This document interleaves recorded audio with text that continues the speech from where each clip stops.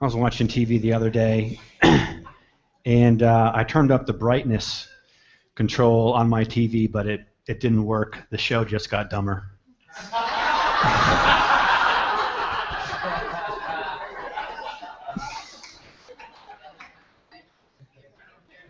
One of the things I'm kind of fascinated by is our addiction to TV. Kind of a sad commentary. This is a quote from someone else. It's kind of a sad commentary on our culture in some ways. It says this is one of the few good things about modern times. If you die horribly on television, you will not have died in vain. You will have entertained us.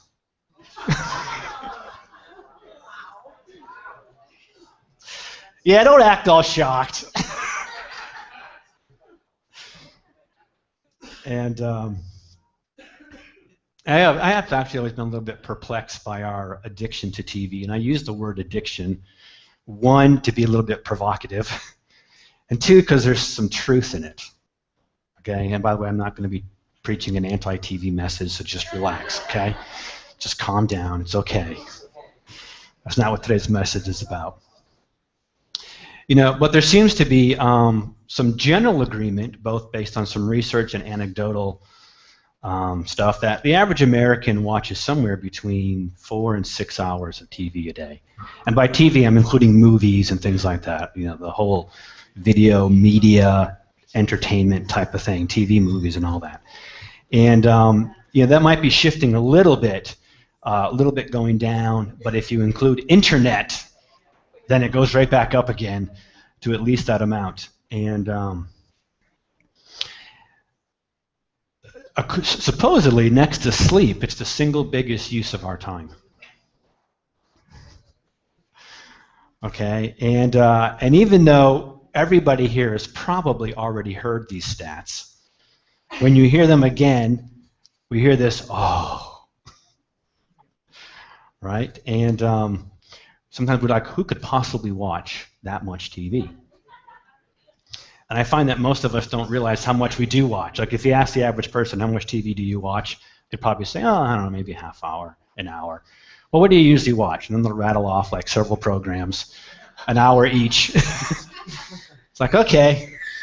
But the reason why I say it's an addiction is because of this very strange phenomenon. Generally speaking, especially with Christians, okay? Most of us probably acknowledge that watching a lot of TV is probably not the best use of our time. But we do it anyways, right?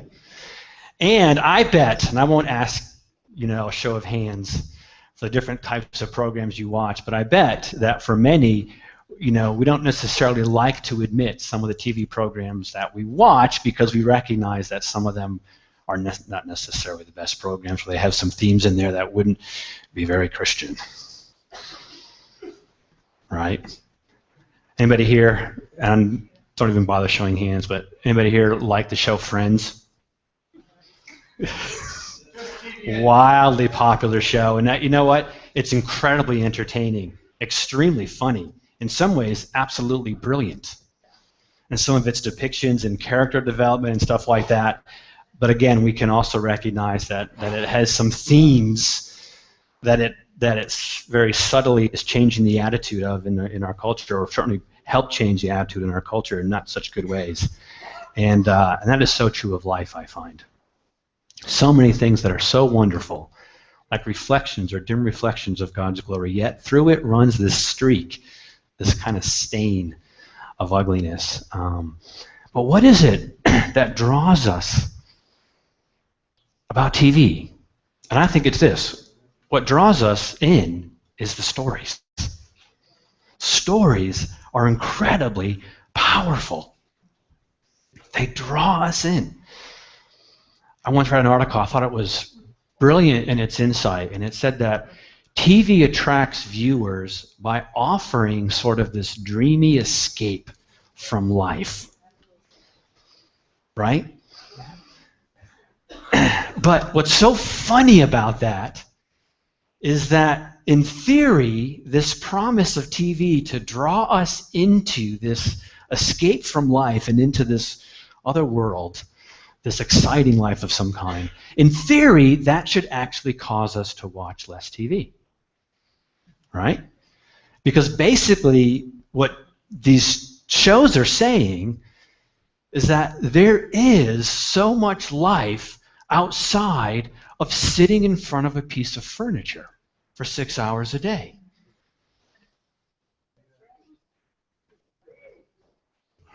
Hello? Did you get what I said?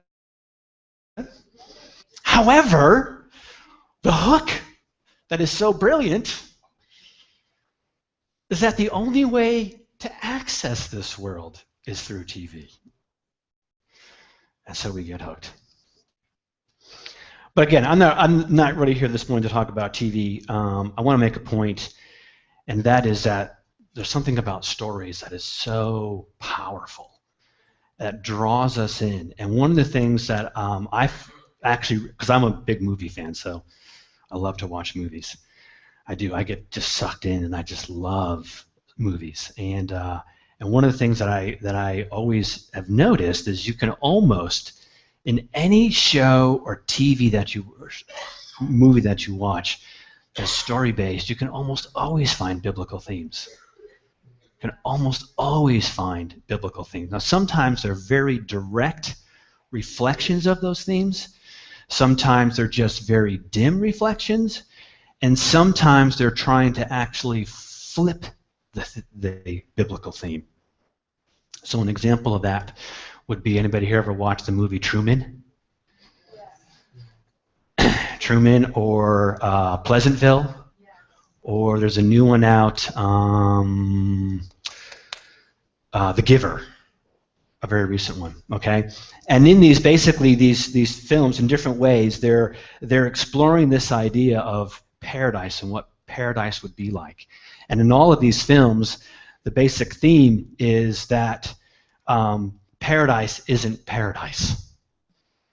And that actually some of the, in a sense, they're saying the fall is a good thing. Because in that fall, in that exploration, we actually find there's so much more life. And so even in those themes, like Truman, this picture of paradise that he's in, but of course the caricature of the master TV show programmer guy is one of a manipulative, controlling, trying to control this environment. And these films are always exploring, how do you have this perfect environment without ruining the very things that make life so much fun? And so the theme, so it's kind of flipping this biblical theme of the fall, basically. Whereas the biblical theme is that, yes, there was paradise, and through the fall we lost paradise, and we're longing to find paradise again. Some of these films actually just flip that theme and say, no, the fall is actually the good thing, because paradise really isn't paradise. So anyways, there's all these themes, and there's so many similarities to biblical themes. We're longing to return to paradise, find our way home, somehow get to that place where everything is as it should be. Anybody ever gone to Disney World? We love Disney World. I love Disney World. Why is it so wonderful? It's like they are brilliant. They are brilliant at bringing you into another world where everything is wonderful and taking all your money in the process. Brilliant, huh? The search for love. Frustration. A lot of, every once in a while you'll get movies that really deal with the frustration of life. I may have discovered that life is not like the movies. Someone once said, love doesn't always have a happy ending. Or the famous line from Raiders of the Lost Ark when he said, X never ever marks the spot. And every once in a while you have movies where it doesn't all play out right. I remember one time I had a friend who was from England, and he took me to this movie. I didn't know anything about it. I said, sure, I'll go. It was called The English Patient. If you've never seen The English Patient, don't. And it's one of those movies, it's like a tragedy, and I left the movie so depressed. Not a single good thing happened in that movie. Everything went wrong, and there's no happy ending. And when we come across movies like that, right, it's like, that's horrible. We like the movies, and it's amazing how we can watch movies that have the exact same theme. We know how this plot's going to go. I always give my wife a hard time. I make fun of her because of the movies she likes. She loves the love stories. She likes the chick flicks. And I know all the ladies are going to get mad. And I always make fun. I always joke because it's like you're watching this thing, and of course they all have kind of a similar plot. Guy and girl have some kind of chemistry. Somehow it totally just gets messed up. Usually the guy.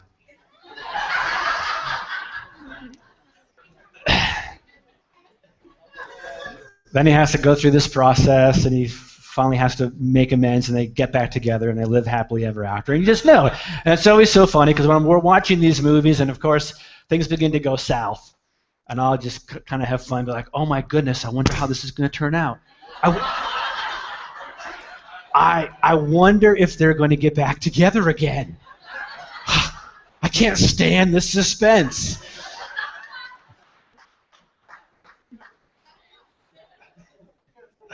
Same exact plot. You can watch it over and over again. And of course, she is quick to point out that most of the guy movies I watch are really no different. Right? Bad guy, good guy meets bad guy. Bad guy begins to win. Looks like the good guy is going to lose. And there's a car chase, there's explosions, and people get killed. And she's like, I wonder if the good guy's going to win.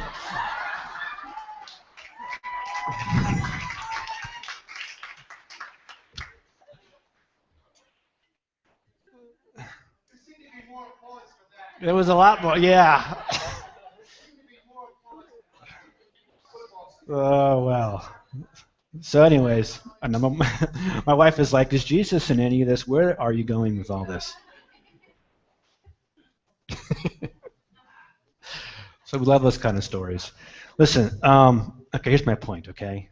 I'll move on now, thank you. My wife's a D, which means you have to get to the point. We were just going through the disc personality. If you've never, I'm a preacher, I like rabbit trails, apparently. If you've never gone through the disc profiles, it's really kind of fun. And we were going through it last night with my daughter and new son-in-law and helping them through some things. And the D, and that D personality, one of the things that D personality hates is rambling, which apparently I'm doing right now. So, but here's my point. One of the things I absolutely adore about the Bible is stories. The Bible is full of stories, and they're stories about the same themes that we see echoed in culture today and in people's lives today. And the Bible really it's a series of stories with one major overriding story. There is one story that really captures all the other little stories, all right? And if we were to try to sort of summarize this story just real kind of briefly, and this is very simplified, but this is kind of basically it. It starts with God's creation. And God's creation with purpose and intention and goodness, and it's wonderful, and the intention is a paradise where God's presence dwells. And of course the story continues with the fall and the effects of sin, and we see how rapidly that happens. I mean, it's not like a gradual fall. If you read Genesis 1 and 2, everything is wonderful. 3 and 4, we've already got down to sin, the fall, and murder. It didn't take very long. Paradise lost and all the ugly effects. And then, of course, the story continues with the redemption and salvation of man and all of creation through the life, death, resurrection, and ascension of Christ. And the story consummates with a new creation, a new heaven, a new earth, and a resurrection. Okay, I want to emphasize that, the resurrection.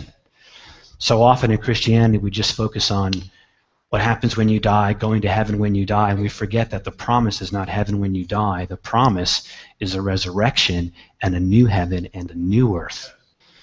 All right? And so this one story really is the story of Jesus.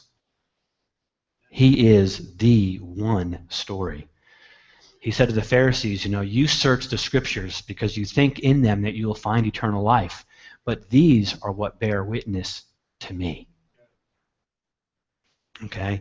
And so he is the story.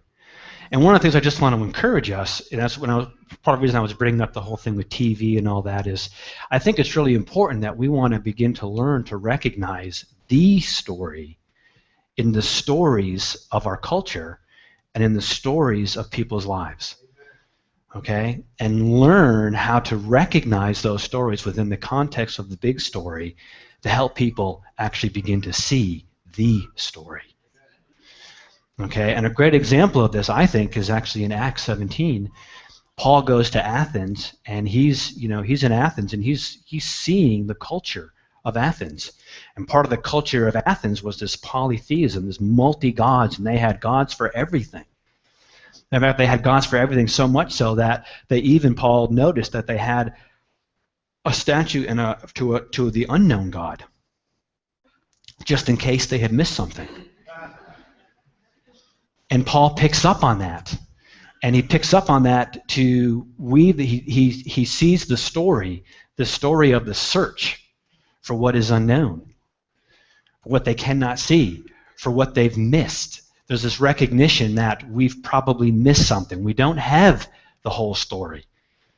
And they're searching for it. And he picks up on that theme and weaves it in and presents the story to them using the stories of their culture. And so one of the things I started a few weeks ago, even just looking at some of the stories in the Bible. And we looked at one a couple of weeks ago from Genesis 38 on Judah and Tamar. And one of the things I so appreciate about the Bible is it's got some odd stories in it. I mean, I was reading that story 2 weeks ago. I'm reading the story about Judah and Tamar, and honestly, it was absolutely hilarious to watch the reaction. Because if that was a TV program, we would not let our kids watch it. And so you got moms like covering their kids' ears. Okay? My wife is looking at Brendan, they're going, oh my goodness, where is he going with this? Why is he saying this in church? It's like, well, it's in the Bible. And I just love some of these stories. And these stories, again, they're all within the context of the larger story. And what I want to bring out of them is let's see the larger story. Let's see the story in the stories. And these are real life. These are not, one of the things that just, to me, authenticates the realness of the Bible is these are not sanitized stories. When you go to create mythical stories of mythical figures, you tend to sanitize them. You tend to make them look really good, our heroes, and stuff like that. And in the Bible, I said, you don't find, the Bible really isn't stories of men and women that we are meant to revere because they're so moral and upstanding and wonderful. I said, I quoted, I forget who I quoted, but someone once said, the moral of all Bible stories is that morals will never save you. Jesus will. So I want to look at another one today. Go to Genesis 38. Genesis 32. And this is a story about Jacob. Many of you may be familiar with Jacob. Some of you may not yet be familiar with Jacob. Jacob was the son of Isaac, and he had a brother named Esau. They were actually twins in the womb. And Esau started to come out first when they were born, and we see Jacob actually grabbing his heel. He gets named according to some of his character. One of the things we find about Jacob is that Jacob is a conniving kind of person.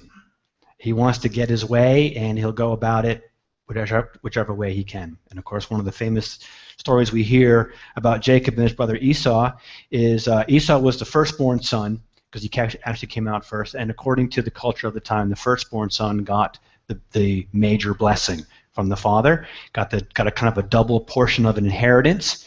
And of course, part of the reason for getting the double portion was also because the firstborn son had responsibility for the rest of the family, so he got more. But Jacob really wanted this blessing, especially in terms of the blessing of God that was upon his father Isaac. Jacob wanted that blessing. And Jacob goes through, if you've read the story, he basically deceives his brother into giving over part of that blessing to him. And then he deceives his father by pretending to be Esau, when his father was old and blind and couldn't see, and actually gets his father to bless him. And so Jacob ends up just kind of deceiving, conniving, looking to get something, and does it through deception with the help of his mom. That's the kind of person he was. And of course, then he ends up leaving. He ends up leaving his family because his brother wants to kill him at this point, and he goes to his relatives in another land, ends up finding a woman there that he falls in love with, wants to get married, and her father ends up basically deceiving Jacob the same way Jacob had deceived. And so Jacob's had a lot of trouble through his life through this. And anyways, he's on his way back now. He's got a wife. He's heading back to his father's land. And as he's heading back, his brother hears that he's coming, Esau, and his brother comes out to want to meet him. Okay, and at this point, Jacob is quite terrified, because he recognizes that obviously what he's done to his brother in the past, he actually had to leave because his brother literally wanted to murder him, was plotting murder in his heart. So Jacob has great trepidation in coming back. And so he kind of sends everybody ahead of him, and he sends gifts ahead of him, and he does all that, and he stays behind. And when he stays behind, he has an encounter with God. And that's in chapter 32. Now, as Jacob went on his way, the angels of God met him. Jacob said when he saw them, "This is God's camp," so he named that place Mahanaim. Then Jacob sent messengers before him to his brother Esau in the land of Seir, the country of Edom. He also commanded them, saying, "Thus you shall say to my lord Esau, thus says your servant Jacob, I have sojourned with Laban and stayed until now. I have oxen and donkeys and flocks, and made the female servants and male and female servants, and I have sent to tell my lord that I may find favor in your sight." And so he's sending all these people ahead. He's sending gifts ahead. Let's jump down to verse 9.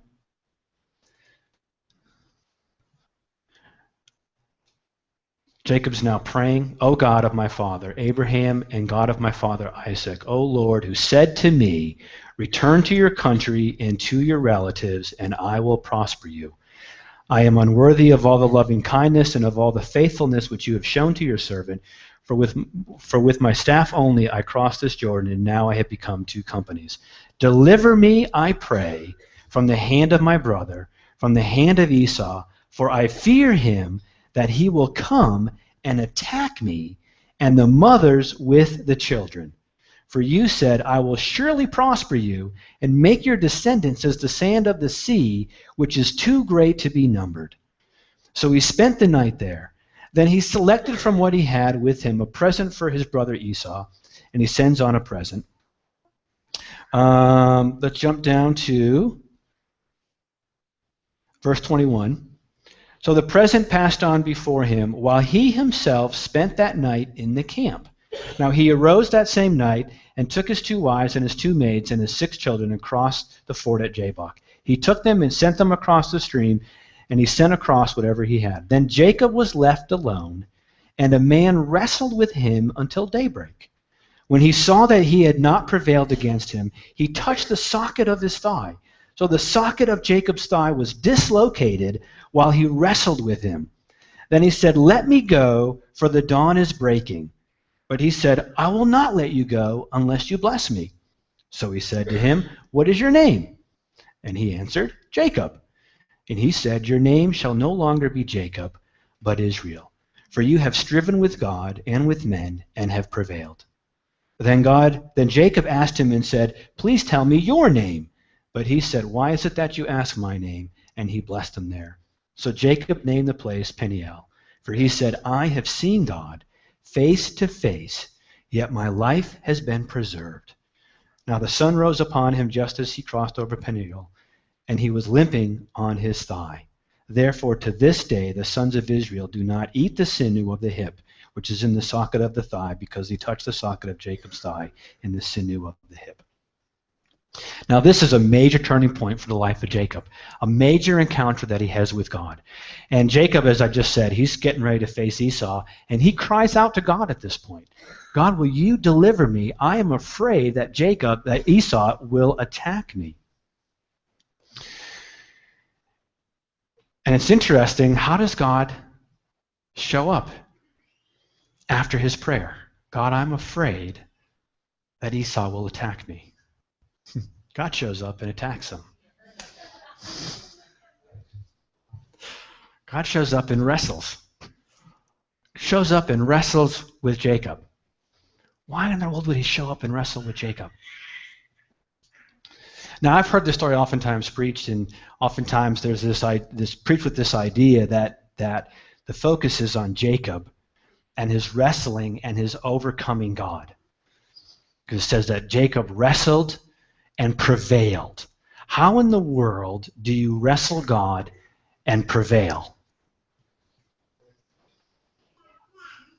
Right? And Jacob is wrestling. This is a picture. It's a picture in the natural of what's also going on in the spiritual.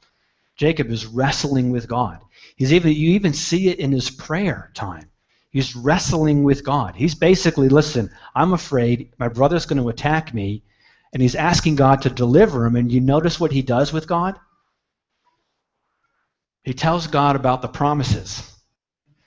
Okay? Now, I know we've all been taught to remind God of his promises, but come on, honestly, how many times have we done it in such a way that we're just trying to get God to do what we want him to do?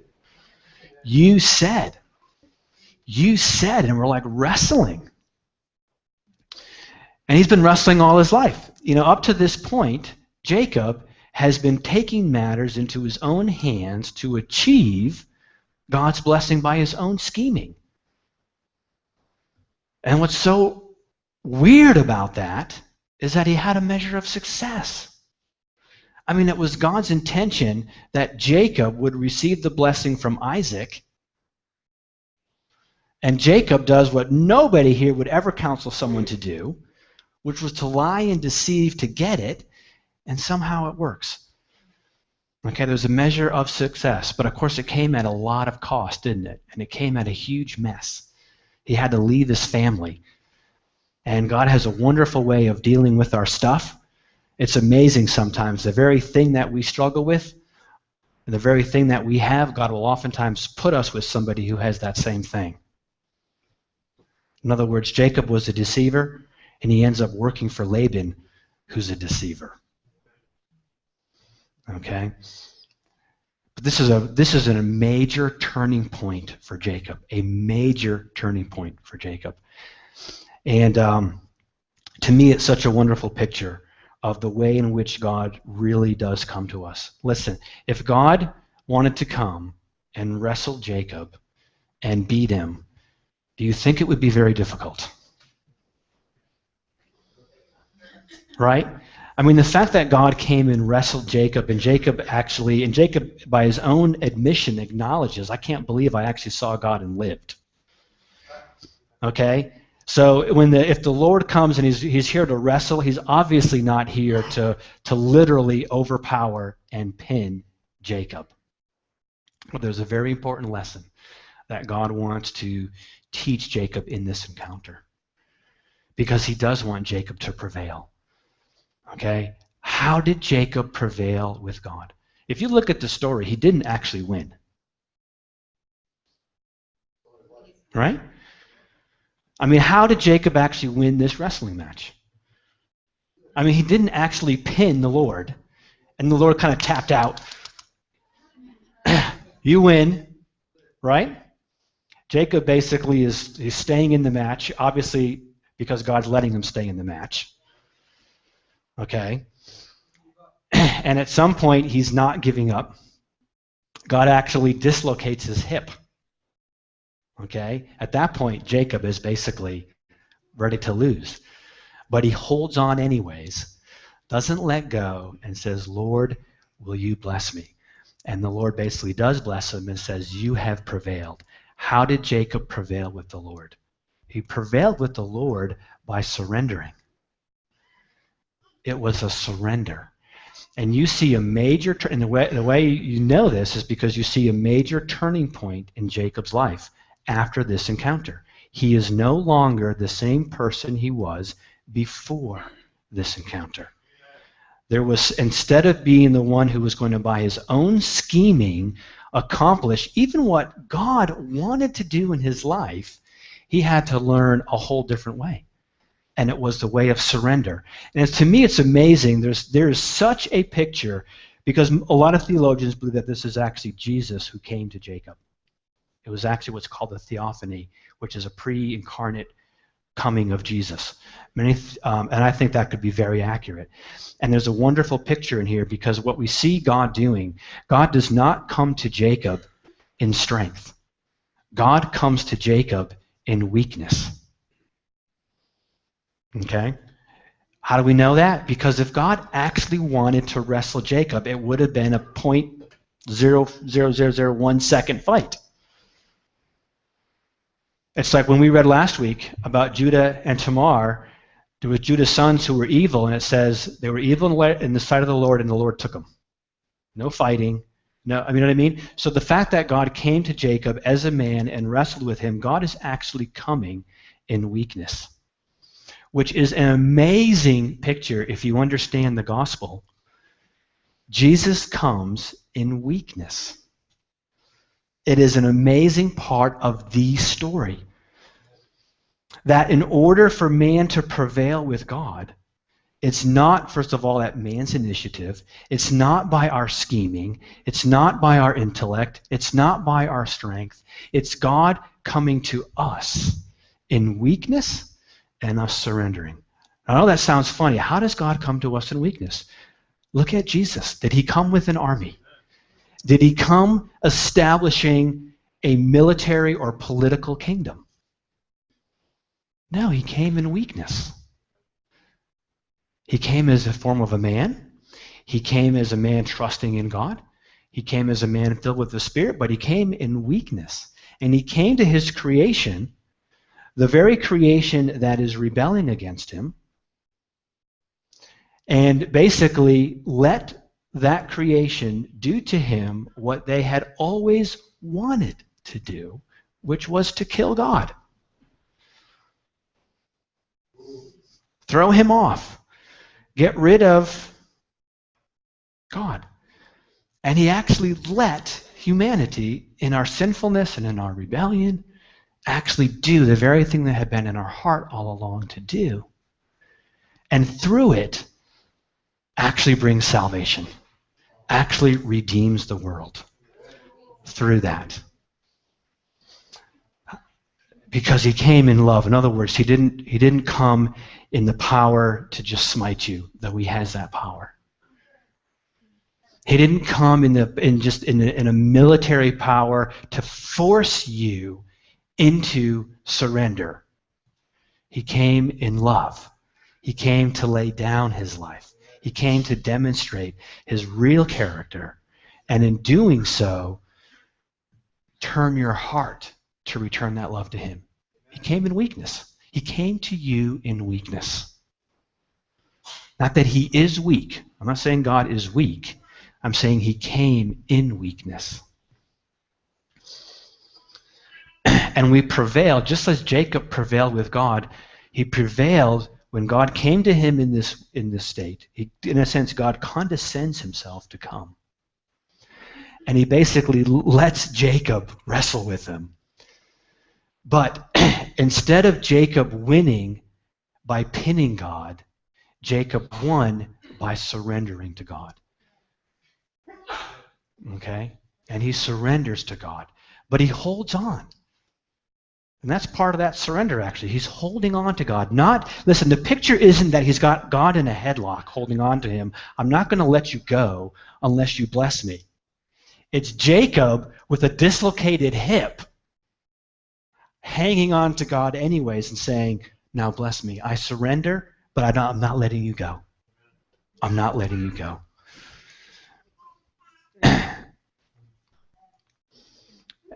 And that really is part of the gospel story. Jesus comes to us in weakness. He comes to us in love. He's not here to beat us. He's not here to force our surrender. He could come to you in that way. He could come to you with 10,000 legions of angels. He could smite any one of us in a nanosecond. He could hold your sin over you. But he doesn't. He condescends. He came as a man. He came in weakness. And when we surrender our life to him, the one who is all-powerful, but is willing to condescend and sacrifice on our behalf out of his love, when we surrender to him, we prevail. We do not prevail by trying to arm twist God. And we can do that in Jacob, even in his prayers. Now, I know we're taught to remind God, and it's a good thing to remind God of his promises, but you can do that in two different ways.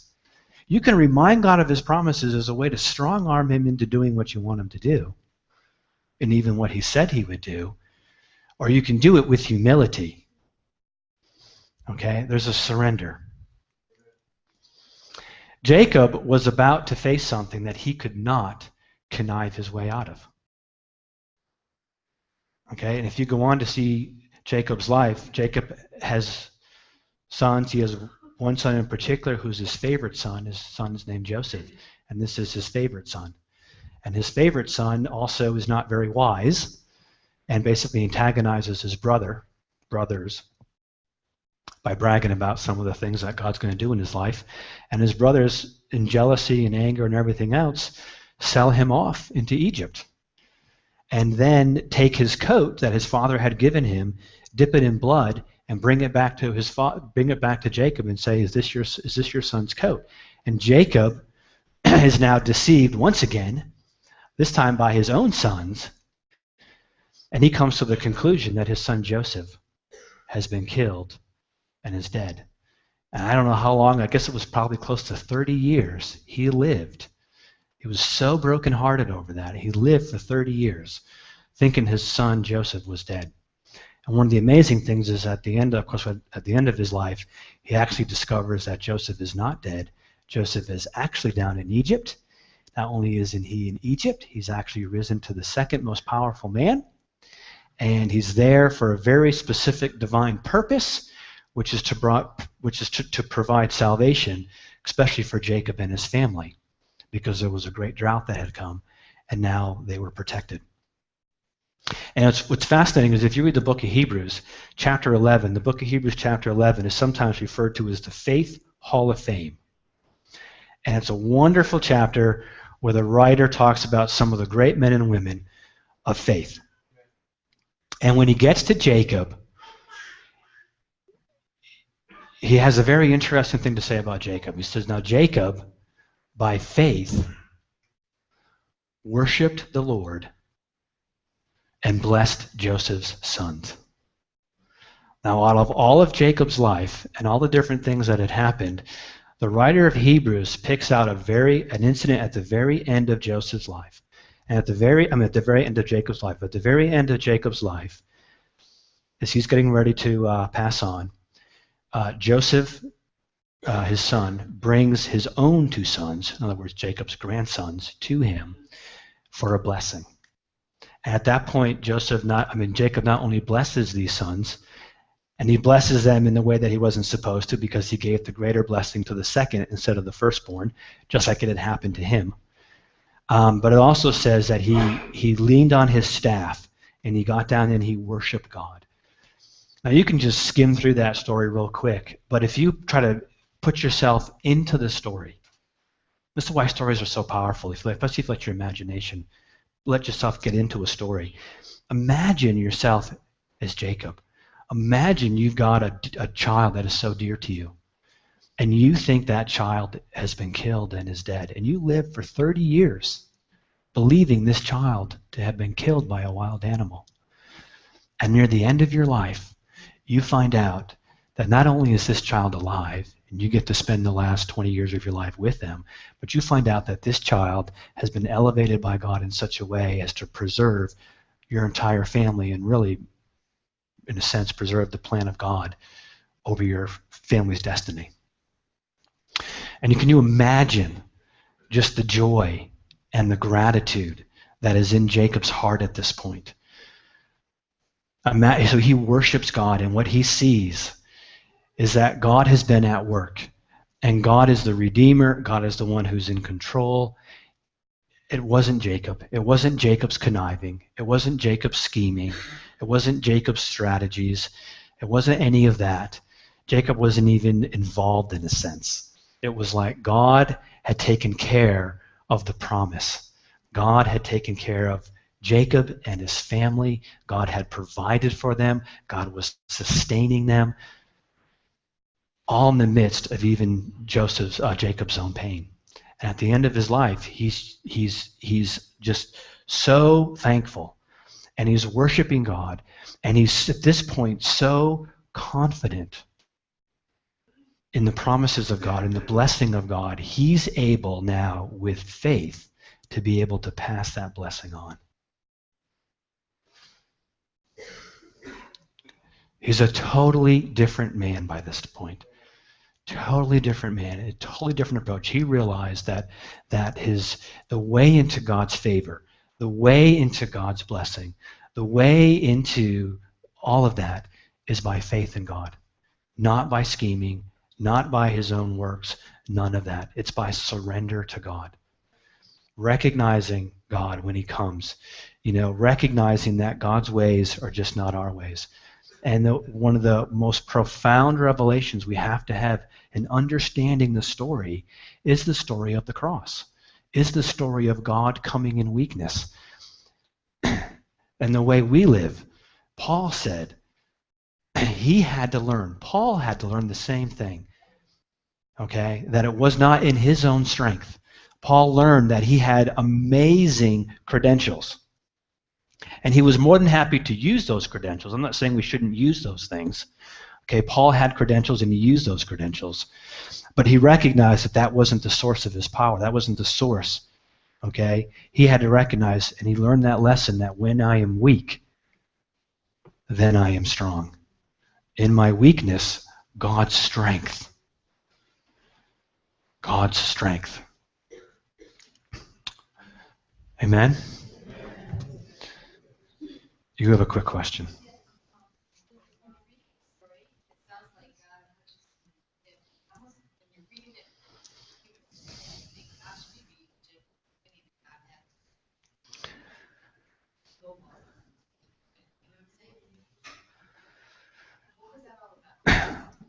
Why did he touch his hip? Well, I think, okay. The question that was asked is, why did God have to touch him in his hip? What was that all about? It looks like Jacob was winning. God is, in the last-ditch effort, strikes his hip. What is that all about? And I don't think that's the case. I think, again, there's this picture. God has come to him in weakness. Jacob needs to learn that it's also in his weakness. So that hip being struck, it did two things. It made the point, first of all, that God is in charge.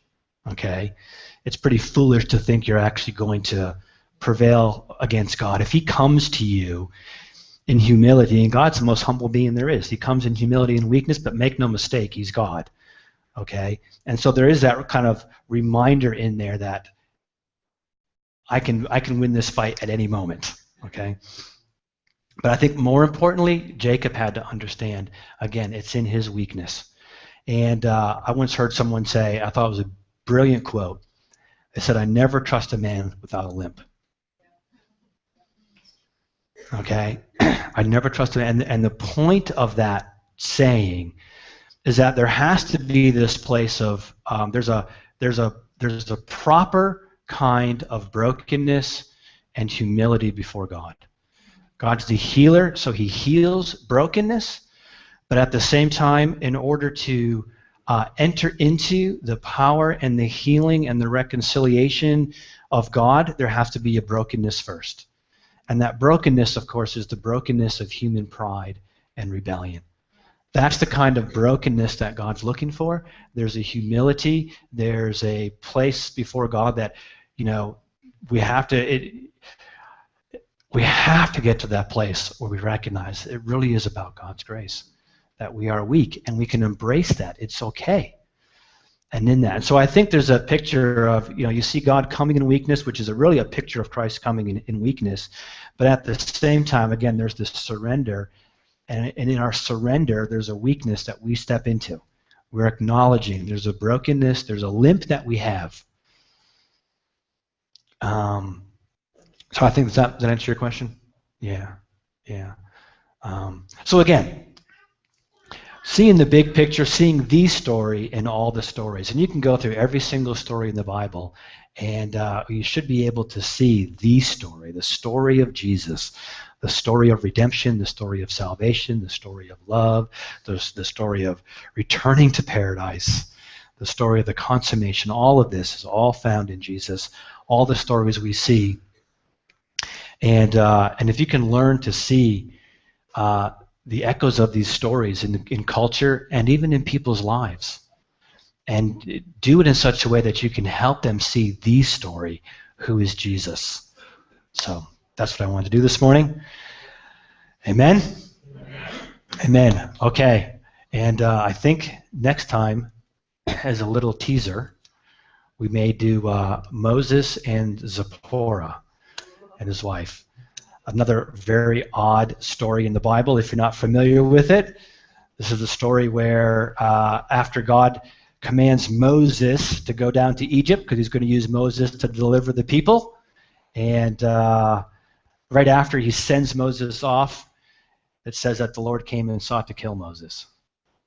A little bizarre, but there's a good, very good story in there. That would be in Exodus chapter 4, if you want to read it ahead of time. All right. Okay, we're done this morning. Thank you for coming. Really appreciate you guys being here this morning. Just want to pray for you before we dismiss you. Father, just thank you for your goodness. We thank you for the story, Jesus, and we just thank you for the redemption and salvation that we find in him. God, that we're just so thankful that your grace is continually breaking in and breaking through our lives. And so we bless you this morning, and I just ask that you bless those who are here this morning and send them out full of joy, full of your grace, full of love, with a message and a story to tell to our culture. The true one and only story. Amen. Amen. God bless. The cafe will be open if you want to go back and just enjoy some coffee or snacks, have a little fellowship.